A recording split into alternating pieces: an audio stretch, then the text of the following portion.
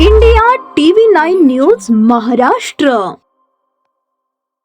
Jail Road police Thane Solapur शहर येथे दिनांक 23 नोव्हेंबर 2025 रोजी एका उघड्या घरातून 2 तोळे वजनाचे सोने व रोख रक्कम असा एकूण 3 लाख रुपयांचा मुद्देमाल चोरीला गेल्याबाबत गुन्हा दाखल करण्यात आला आहे।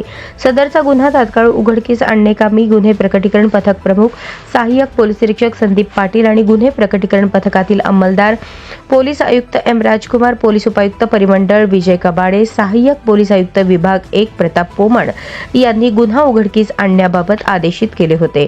24 नोव्हेंबर 2025 रोजी जेलरोड पोलीस ठाण्याकडील police head constable Abdul Shaikh यांना गोपनीय बातमीदारामार्फत बातमी मिळाली की एका महिलेकडे सदर गुन्ह्यात चोरीस गेलेले सोने आणि रोख रक्कम आहे।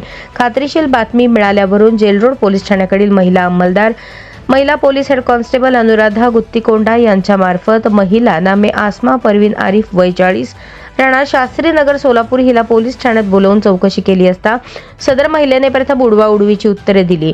तिला अधिक विश्वासात घेऊन चौकशी केली असता सदर महिलेने सांगितले की एका उघड्या घरातून सोने आणि पैशांची चोरी केली असल्याची कबुली दिली। सदर महिलेकडून सांगितले त्यावरून महिलेकडून 2 तोळे वजनाचे सोने आणि रोख रक्कम 80,000 रुपयाचा एकूण 3 लाख रुपये किमतीचा मुद्देमाल जप्त करण्यात आला आहे।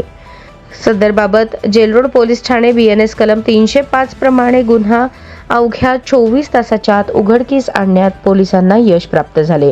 ही कामगिरी एम राजकुमार, पोलीस आयुक्त सोलापूर शहर, पोलीस उपायुक्त परिमंडळ विजय कबाडे, सहाय्यक पोलीस आयुक्त विभाग 1 प्रताप पोमण सोलापूर शहर यांच्या मार्गदर्शनाखाली वरिष्ठ पोलीस निरीक्षक शिवाजी राऊत, पोलीस निरीक्षक गुन्हे भाऊराव बिराजदार, सहाय्यक पोलीस निरीक्षक संदीप पाटील, महिला police head constable Anuradha Guttikonda, सहाय्यक फौजदार MD नदाफ, गजानन कणगिरी, शरीफ शेख, पोलीस हवालदार वसंत माने, धनाजी बापर, अब्दुल वहाब शेख, पोलीस नाईक भारत गायकवाड, कॉन्स्टेबल इकरार जमादार, उमेश सावंत, युवराज गायकवाड, कल्लप्पा देखाणे, संतोष वायदंडे, विठ्ठल जाधव यांनी केली आहे।